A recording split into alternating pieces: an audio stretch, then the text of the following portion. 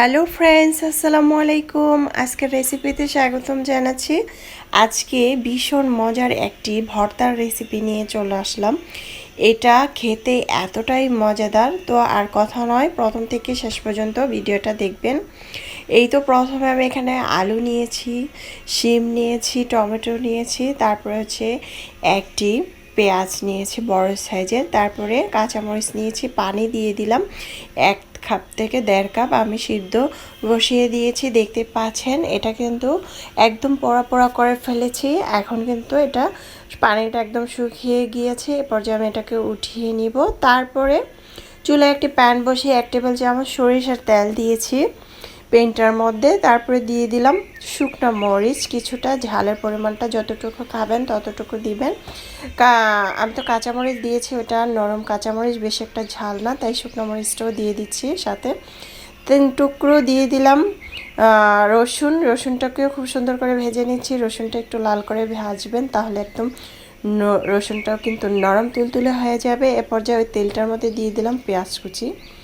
আমি কিছুটা পেঁয়াজ কুচি করে নিয়েছি, প্রায় 1 থেকে 2টার মতো পেঁয়াজ কুচি করে কেটে, সাথে কিছুটা কাঁচামরিচও ছিল, লাল করে ভেজে নিয়েছি। দেখতে পাচ্ছেন এ পর্যায়ে আমি এটিগুলো উঠিয়ে ঠান্ডা করে নিয়েছি। এখন আমি এগুলো খুব সুন্দরভাবে ছিলে নেব।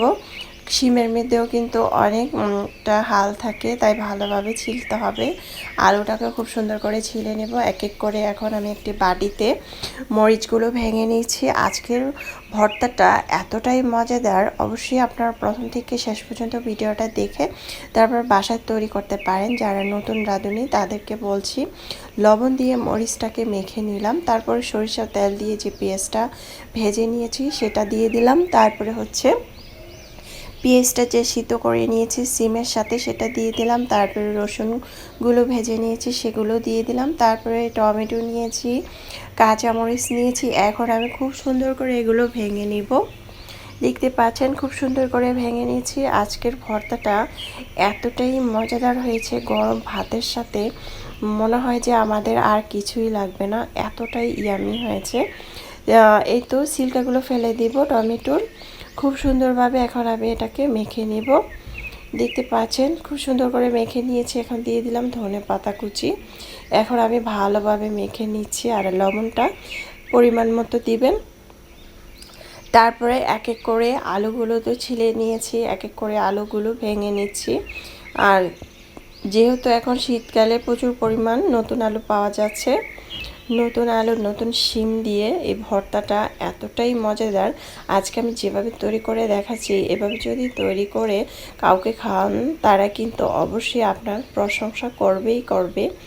এতটাই মজাদার হয়েছিল। চাইলে কিন্তু এভাবে আপনারা ট্রাই করতে পারেন। আমি খুব সুন্দর করে মেখে নিয়েছি। এ পর্যায়ে আমি এখানে দিয়ে দিলাম ওই পেনটার মধ্যে, পেনটা গরম করে আমি ভর্তাটা দিয়ে দিলাম। দিয়ে এখন ভর্তাটাকে আমি কিছুক্ষণ নেড়ে চেড়ে ভেজে নেব। অনেক সময় দেখবেন কাঁচা পেঁয়াজ দিয়ে ভর্তা তৈরি করলে কিন্তু পেঁয়াজের গন্ধটা হয়ে যায়। তা যারা কাঁচা পেঁয়াজটা খেতে চান না, তারা কিন্তু এভাবে একটু ভেজে নিতে পারেন হালকা করে। এই তো ভেজে নিয়েছি খুব সুন্দর করে। এখন একটা বাটিতে পরিবেশন করে নিচ্ছি। মাশাআল্লাহ, দেখতে যেমন সুন্দর হয়েছে, খেতে কিন্তু ভীষণ মজাদার হয়েছিল। এরকম একটি ভর্তা যদি আমাদের দুপুরবেলা গরম ভাতের সাথে থাকে, তাহলে তো আর কিছুই লাগে না। শীতকালে এই ভর্তাগুলো খেতে এতটাই ইয়ামি। চাইলে কিন্তু এভাবে ট্রাই করতে পারেন। আশা করছি রেসিপিটি ভালো লেগেছে। ভালো লাগলে অবশ্যই চ্যানেলটা সাবস্ক্রাইব করে লাইক দিয়ে পাশে থাকবেন। দর্শক বেশি বেশি ভালো থাকবেন, খাবার কখনো অপচয় করবেন না। আমরা চাইলে কিন্তু এক এক দিন এক এক রকম করে এই মজাদার ভর্তাগুলো তৈরি করে খেতে পারি। চাইলে এভাবে ট্রাই করতে পারেন। আল্লাহ হাফেজ, এনজয়।